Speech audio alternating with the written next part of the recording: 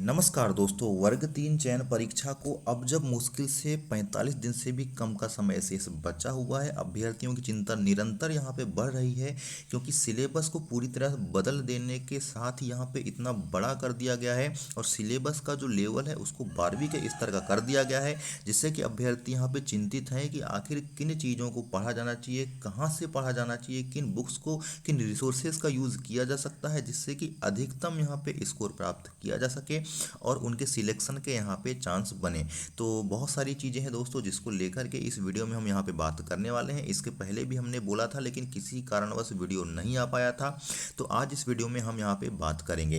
दोस्तों सबसे पहले देखिए, सिलेबस का जो कंटेंट है मार्केट में उसकी बात करें तो बहुत सारे कंटेंट यहाँ पे अवेलेबल है, अच्छे अच्छे कोर्स यहाँ पे लॉन्च हो चुके हैं।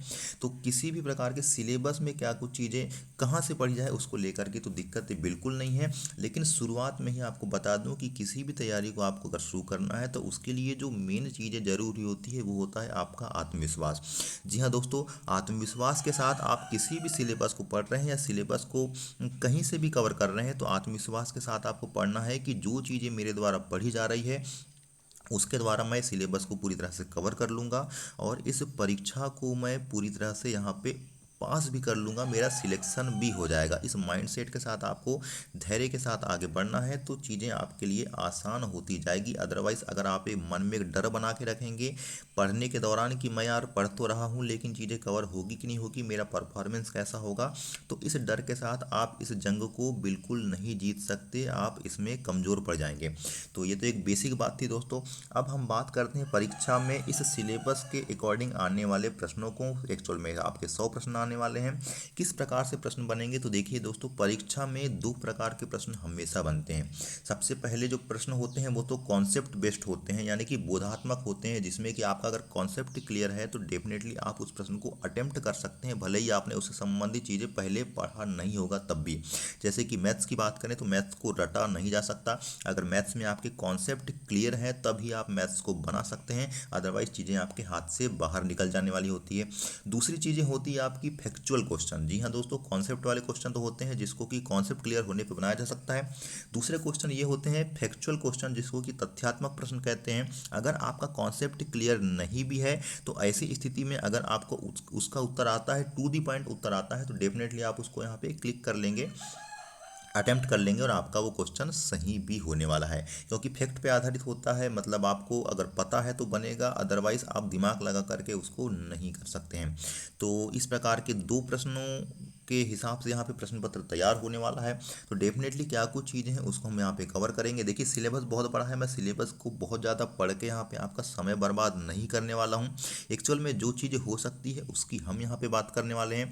और अगर आप इस इरादे के साथ इस वीडियो को देख रहे हैं कि हम यहाँ पे कुछ ऐसा बता देंगे जिससे कि आपका यहाँ पे सिलेक्शन हो जाए, आपको कुछ ऐसे रिसोर्सेज दे देंगे, आपको कुछ ऐसा बता देंगे जिससे कि आपका सिलेक्शन श्योर हो जाए, 100% हो जाए, तो इस प्रकार की गारंटी मैं नहीं देता हूँ। आप अभी भी वीडियो को यहाँ पे जा सकते हैं छोड़ करके। तो देखिए दोस्तों, 20 यूनिट में आपके जो 5 सब्जेक्ट हैं इनको डिवाइड कर दिया गया है। इसमें अगर हम बात करेंगे शुरुआत में हिंदी की, तो हिंदी बहुत ज़्यादा कठिन लेवल की पूछे जाने की संभावना बिल्कुल नहीं है। हिंदी में आपके गद्य आते हैं, पद्य आते हैं, उससे संबंधित आपके प्रश्न बनने वाले हैं। और हिंदी यहाँ पे 15 नंबर की है, मतलब बहुत ज़्यादा वेटेज भी नहीं दिया गया है। तो ऐसी स्थिति में हिंदी को, जैसे कि आप देख रहे हैं हिंदी में आपके 3 यूनिट दी हुई है। यूनिट में क्या क्या चीज़ें आपको है, संधि समास अलंकार, मतलब ग्रामेटिकल पोर्शन के अलावा आपके कॉम्प्रिहेंशन यानी कि पेसेज भी यहाँ पे दिए हुए हैं। तो संबंधित चीज़ें आपको आसानी से बन जाने वाली है। हिंदी को कभी भी ईएसबी के द्वारा कठिन नहीं किया गया है। तो हिंदी को लेकर के आप यहाँ पे डेफिनेटली लुसेंट की जो बुक आती है परंपरागत पहले से चली आ रही है, उसको अगर लेते हैं, उससे तैयारी करते हैं, वो भी परीक्षा के पास पास में, तो डेफिनेटली आप यहाँ पे अच्छा स्कोर कर पाएंगे। हिंदी को आप मुश्किल से हर दिन यहाँ पे अगर आधा घंटा, पौन घंटा, 40 मिनट भी दे रहे हैं तो कोई दिक्कत की बात नहीं है, हिंदी आपकी क्लियर हो जाएगी। लुसेंट का यूज़ कर सकते हैं। इंग्लिश के लिए भी लूसेंट आती है, पैरामाउंट की भी एक बुक आती है, दोनों में से किसी भी एक को लेकर के आप यहाँ पे कवर कर सकते हैं। इंग्लिश में भी ज़्यादा कुछ चीज़ें नहीं हैं। अच्छा एक बात और बता दूं कि जो चीज़ें आपकी पहले से बहुत ज़्यादा अच्छी नहीं है उसको बहुत ज़्यादा अच्छे से कवर करने का प्रयास भी आपको नहीं करना है। आपका बस ये होना चाहिए कि कोई भी यूनिट जो है वो यूनिट हमसे छूटना नहीं चाहिए। उस यूनिट के आपके जो पॉइंट दिए हुए हैं, आपके कंटेंट जो दिया हुआ है, उसको आपको बेसिक बेसिक जानकारी को भी कवर कर लेना है। अब जैसे यूनिट यूनिट 4 में अगर आप देखेंगे तो अनसीन पैसेज आने वाला है, फैक्चुअल आने वाला है, डिस्क्रिप्टिव भी हो सकता है, लिटरेसी पे आधारित हो सकता है, कॉम्प्रिहेंशन हो सकता है, इंटरप्रिटेशन हो सकता है। लेकिन यहाँ पे वोकेबलरी में सिनोनिम एंटोनिम दिया है। अब आपको पता होना चाहिए कि सिनोनिम्स एंटोनिम्स इतने सारे हैं कि आप अगर 1.5 महीने लगातार इसको भी पढ़ेंगे तब भी कवर नहीं कर सकते।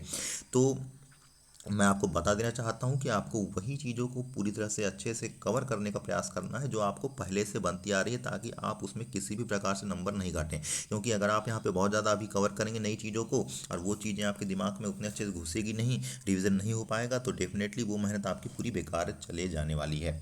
तो 3 यूनिट के बाद चौथी यूनिट, 5वीं यूनिट और आपकी जो 6वीं यूनिट है, टेंस है, सब्जेक्ट वर्ब एग्रीमेंट है, मतलब पूरा का पूरा यहाँ पे ग्रामेटिकल पोर्शन दिया हुआ है।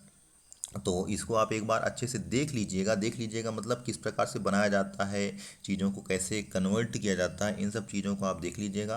हो सके तो इसके लिए आप लेयर 3 एजुकेशन है, उनका जो चैनल है सर का, वो आपको ईएसबी से रिलेटेड जो भी इंग्लिश के चीज़ें आती है उसको प्रोवाइड करवाते हैं। उनके बहुत सारे वीडियो लेक्चर हैं, उसको आप देख सकते हैं। ये फ्री ऑफ कॉस्ट होने वाला है आपके लिए, किसी प्रकार की आपके पैसा नहीं लगेगा। अब मैथ्स को लेकर के बात करेंगे। बहुत सारे कैंडिडेट मैथ्स बैकग्राउंड से नहीं हैं तो दिक्कतें आ सकती है। हालांकि मैथ्स बहुत सरल लेवल की दी गई है दोस्तों, बहुत ज़्यादा कठिन नहीं है। जिसमें आपकी 7वीं यूनिट है, 7वीं यूनिट में आपकी संख्या पद्धति है, बहुत सारी चीज़ दी हुई है, एचसीएम एलसीएफ दिया हुआ है, अनुपात समानुपात है, एलजेब्रा यानी कि बीजगणित है, एल्गोरिथम है। 8वीं यूनिट में ज्यामिति दी हुई है, आपके त्रिभुज है, उससे संबंधित चीज़ें हैं। 9वीं यूनिट में आपके क्षेत्रमिति मेंसुरेशन है। 10वीं यूनिट में आपकी सांख्यिकी और प्रायिकता है, त्रिकोणमिति के भी कुछ सरल सरल प्रश्न हैं। तो इसको लेकर के आप किसी भी देखिए, आपको मैं आपको सबसे पहले बता दूं कि बहुत सारी चीज़ें आपको बनती होगी, बहुत सारी चीज़ें आपको नहीं बनती होगी। तो पर्टिकुलर जो चीज़ें आपको नहीं बनती है उसके लिए आप यहाँ पे यूट्यूब में अगर टॉपिक को सर्च करेंगे तो उस टॉपिक से रिलेटेड बहुत सारे यहाँ पे टीचर्स के कंटेंट प्रोवाइड हो जाएंगे, जिसके द्वारा बहुत अच्छा पढ़ाया जा रहा होगा और उसको आप देख सकते हैं। विनर्स के जो सर हैं, जैसे कि बेसिक से पढ़ाते हैं, उनको भी आप देख सकते हैं। आदित्य रंजन सर हैं, उनका भी आप देख सकते हैं। एसएससी फील्ड के या आपके जो ईएसबी की तैयारी करवाते हैं उस फील्ड के कोई भी गणित के अच्छे टीचर्स हैं, आप इसको पढ़ सकते हैं। फ्री में बहुत सारा कंटेंट अवेलेबल है, तो ये आप करेंगे। इसके अलावा एनसीईआरटी की जो बुक्स होती है, जिसके ही पूरे टॉपिक्स को यहाँ पे उठाया गया है 10वीं तक के लेवल के, तो उन टॉपिक्स को भी आप वहाँ से कवर करने का प्रयास करें। आपके जो बुक में जो ऑब्जेक्टिव टाइप क्वेश्चन होते हैं, मल्टीपल क्वेश्चन होते हैं जिसको कि चूज़ करना होता है, उनको भी बना बना करके प्रैक्टिस करने का इसमें आपको प्रयास करना है। तो एनसीईआरटी की बुक्स यहाँ पे अच्छा कारगर हो सकती है। इसके अलावा आपकी आर एस अग्रवाल की जो बुक होती है जिसमें कि बेसिक बेसिक प्रश्न बनते हैं, तो ये जितने भी टॉपिक दिए हैं उनके सभी बेसिक बेसिक प्रश्नों को आपको यहाँ पे प्रैक्टिस भी कर लेना है, जिससे कि चीज़ें आपके लिए आसान हो जाए। तो हिंदी और इंग्लिश जो कि आपकी 15-15 अंकों की आने वाली है। अब जहाँ तक मैथ्स की बात है तो 20 अंकों में मैथ्स आपका बहुत यहाँ पे कहना चाहिए एक फैक्टर, डिसाइडिंग फैक्टर हो सकती है सिलेक्शन के लिए, क्योंकि मैथ्स अगर किसी का अगर पूरा सही बनता है तो ऐसी स्थिति में उसके सिलेक्शन के चांस यहाँ पे बढ़ जाते हैं। हालांकि दोस्तों मुझे लग रहा है कि मैथ्स को बहुत ज़्यादा टफ नहीं किया जाएगा ईएसबी के द्वारा। ईएसबी के द्वारा किसी भी एक दो पोर्शन को ही अगर टफ कर दिया जाए तो उस पेपर पूरा का पूरा ओवरऑल यहाँ पे टफ हो जाता है। तो मैथ्स को लेकर के मुझे नहीं लगता कि इस बार बहुत ज़्यादा कठिन किया जाए। अब जहाँ तक विज्ञान की बात है तो विज्ञान में आपकी तीनों चीज़ें इंक्लूड कर दी गई है। बायोलॉजी भी इंक्लूड की गई है यूनिट 11 में। यूनिट 12 आप देख सकते हैं, मैं यूनिट में क्या क्या कंटेंट है अंदर उसको पूरा का पूरा नहीं पढ़ूंगा, समय की कमी होती है। यूनिट 13 में आपका केमिस्ट्री रसायन दिया हुआ है, 14 में भी केमिस्ट्री है, और यूनिट 15 में आपकी भौतिकी दी है। देखो आपका विज्ञान का सिलेबस है तो बहुत ज़्यादा बड़ा, लेकिन ये बहुत ज़्यादा आईएमपी भी है क्योंकि 30 अंकों को यहाँ से कवर किया जा रहा है। तो ऐसी स्थिति में विज्ञान के लिए अब आप अगर एनसीईआरटी की बुक को पढ़ना चालू करेंगे तो बहुत ज़्यादा दिक्कतें हो सकती है। तो एनसीईआरटी का जो निचोड़ है दोस्तों, लुसेंट आपने पहले पढ़ा होगा तो उस लुसेंट को आप देखिएगा। तो लुसेंट में आपके जो फैक्चुअल चीज़ें जो भी दी हुई है, जो कि आपका कॉन्सेप्ट बिल्ड करती है, उन चीज़ों को आप पढ़िएगा। ये तमाम प्रकार की चीज़ें लुसेंट में आपके दी हुई है। इसके अलावा एक लुसेंट की जो बुक आती है जो कि आपके एमसीक्यू बेस्ड होती है। उस एमसीक्यू बेस्ड बुक को भी आप देखेंगे, उसमें आपके फिजिक्स, केमिस्ट्री, मैथ्स, इसके अलावा आपकी सामाजिक विज्ञान से रिलेटेड जो आपके यहाँ पे टॉपिक दी हुई है, सभी चीज़ों को लेकर के एमसीक्यू मिल जाने वाले हैं। प्रीवियस ईयर में जितनी भी एग्ज़ाम हुई है सभी के एमसीक्यू वहाँ पे शामिल किए गए हैं। तो डेफिनेटली आप देख लीजिएगा, बहुत ज़्यादा चीज़ें आपकी आसान हो जाएगी, क्योंकि ओवरऑल आपकी जो परीक्षा होने वाली है वो मल्टीपल टाइप क्वेश्चन यानी कि एमसीक्यू वाली होने वाली है। तो डेफिनेटली आपको यहाँ पे थ्योरी पढ़ने के अलावा भी एमसीक्यू कैसे सॉल्व किए जाते हैं, किस प्रकार के क्वेश्चन बनते हैं, उनको देखना बहुत ज़्यादा ज़रूरी है। यूनिट नंबर 16 भी यहाँ पे दी हुई है, विद्युत चुंबकत्व, प्रकाश एवं ध्वनि। अब ये जो टॉपिक है दोस्तों, ये पूरा का पूरा टॉपिक आपके 11th और 12th लेवल का है, यानी फ्लेमिंग के दाएं हाथ का नियम, नियम फ्लेमिंग के बाएं हाथ का नियम, लेंस है, आपका दर्पण दिया हुआ है। तो पूरा का पूरा टॉपिक आपका यहाँ पे 11th और 12th का दिया हुआ है। ऊपर की जो यूनिट है 15, वो आपकी पूरी 11th से रिलेटेड है, पूरी की पूरी 11th से रिलेटेड है। 11th का लगभग आधा पोर्शन, या यूं कहें कि लगभग लगभग पूरा 80% पोर्शन आपका कवर किया है। 12th की यूनिट आपकी 16 यूनिट है, जिसमें कि आपके गुलाम के नियम से संबंधित सभी चीज़ों को यहाँ पे कवर किया है। तो इसका बेसिक बेसिक देख लें। और आपके 11th और 12th की जो बुक होती है, जिसमें कि आपके मल्टीपल टाइप क्वेश्चन होते हैं, एनसीईआरटी की बुक, उसको भी आपको यहाँ पे कवर कर लेना है। ज़्यादा हो सके तो बार बार याद कर लेने का प्रयास करना है, क्योंकि कॉन्सेप्ट को इतने कम समय में बिल्ड नहीं किया जा सकता अगर आप यहाँ पे साइंस वाले नहीं हैं। अगर जो साइंस वाला है तो उसके साथ तो बहुत अच्छी चीज़ें होने वाली है कि उसका यहाँ पे कम से कम विज्ञान का पोर्शन अच्छे से कवर हो जाएगा और गणित कवर हो जाएगी अगर मैथ्स बैकग्राउंड का है। लेकिन यहाँ पे इस प्रकार से सिलेबस को वेटेज दिया गया है कि अगर आप किसी एक बैकग्राउंड से हैं तब भी आप पूरी चीज़ें कवर नहीं कर सकते हैं, क्योंकि सभी को जो सिलेबस को इस प्रकार से डाइवर्स किया गया है कि सबको किसी न किसी पोर्शन में बहुत ज़्यादा मेहनत करने की आवश्यकता पड़ने वाली है। अब यहाँ पे जो यूनिट नंबर आपकी 11 है, जैसे कि मैंने बायो की बात कर दिया था, या आपका हर यूनिट को इंग्लिश में भी यहाँ पे दिया गया है, ताकि इंग्लिश मीडियम वाले बच्चे भी इन चीज़ों को समझ सकें। अब आपका सामाजिक विज्ञान का पोर्शन आता है, और यह पोर्शन आपका लगभग 20 अंकों का है। तो सामाजिक विज्ञान का जो सिलेबस है वो भी बहुत ज़्यादा विस्तृत है। तो एनसीईआरटी की केवल बुक का आपको क्या करना है, आपके जो मल्टीपल टाइप क्वेश्चन पार्ट के अंत में दिए होते हैं उनको पढ़ लेने का प्रयास करना है। कॉन्सेप्ट डेफिनेटली आपका पहले ही बिल्ड हो गया होगा, क्योंकि आपकी बहुत सारी चीज़ें ऐसा नहीं है कि आप समझ ना पाए हों। बस ये है कि आपको इससे संबंधित चीज़ों को कवर करना है। तो इसके लिए लूसेंट एक अच्छा जरिया हो सकता है। लुसेंट तो खैर ब्रह्मास्त्र होती है किसी भी चीज़ की। तो आप देख सकते हैं, चाहे इतिहास की हम बात करें या राजनीति की बात करें, या इसके अलावा आपका जो भूगोल सब्जेक्ट आखिरी में दिया होगा, सॉरी अर्थशास्त्र भी दिया हुआ, इकोनॉमिक्स भी आई है।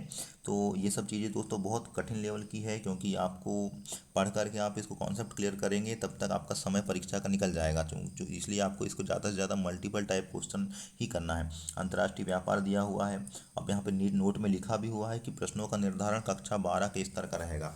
तो बात वही है दोस्तों, बार बार इसके लिए भी आप लुसेंट का ही अध्ययन कर सकते हैं। मुझे नहीं लगता कि बहुत ज़्यादा रिसोर्सेज का आपको यहाँ पे यूज़ करना चाहिए, क्योंकि उन रिसोर्सेज को आपको क्या करना है, रिवाइज भी करना है। बीच बीच में 2-4 मॉक टेस्ट आपको लगाते रहना है। सप्ताह में कम से कम 2-3 मॉक टेस्ट आपके होने चाहिए, जिससे कि आपको ये भी पता चल सके कि एग्ज़ाम में कैसी अप्रोच हो सकती है, किन किन चीज़ों पर हमारी गलतियाँ हो सकती है।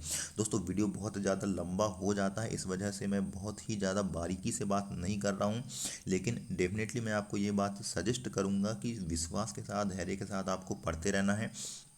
और जो चीज़ें बेसिक हो सकती है, बेसिक कम रिसोर्सेस हो सकते हैं, जैसे कि मैंने लुसेंट की बात किया, आपकी एनसीईआरटी की जो बुक्स है उनकी बात किया, उनको आपको यूज़ करना ही है। लुसेंट में भी 2 प्रकार की लुसेंट आती है, मैंने आपको बता दिया। एक एमसीक्यू बेस्ड लुसेंट आती है, और एक कॉन्सेप्ट वाली लुसेंट आती है, जिसमें कि एनसीईआरटी का पूरा निचोड़ होता है। इसके अलावा ये है, अगर आप किसी अन्य रिसोर्सेज का यूज़ कर रहे हैं, आपने किसी का कोर्स परचेस कर लिया है, जैसे कि विनर्स का कोर्स बहुत सारे लोगों ने परचेस कर लिया है, तो भी कोई दिक्कत नहीं है। ओवरऑल आपको यहाँ पे कंप्लीट करना है, आपका मेन टारगेट ये है। तो जितने ज़्यादा धैर्य और काम डाउन यानी कि शांत मन के साथ सिलेबस को कवर करने का प्रयास करेंगे, उतना ज़्यादा अच्छा होने वाला है। सिलेबस सबके लिए नया और कठिन जरूर है। तो यहाँ पे कंपटीशन तो है ज़रूर, लेकिन उतना ज़्यादा कटअप भी नहीं जाएगा, क्योंकि सिलेबस को डाइवर्सिफाइड किया गया है। बहुत सारी चीज़ें यहाँ पे ऐसी हैं जो बहुत सारे अभ्यर्थियों को, या लगभग हर अभ्यर्थियों को नहीं बनने वाली है। बस अपने वीक पोर्शन को थोड़ा अच्छा करने का प्रयास करें, और जो पोर्शन थोड़ा सा आपका अच्छा है उसको और ज़्यादा स्ट्रॉन्ग करने का प्रयास करें, डेफिनेटली आपकी जीत होगी। तो दोस्तों इतनी ही बातों को करने के साथ हम यहाँ पे विराम देते हैं। आपके जो कुछ क्वेश्चंस अगर होंगे तो उसको भी आप पूछने का ज़रूर प्रयास करिए, उस पर भी हम वीडियो लाने का ज़रूर प्रयास करेंगे। आगामी जो भी अपडेट होगी, तब तक के लिए नमस्कार।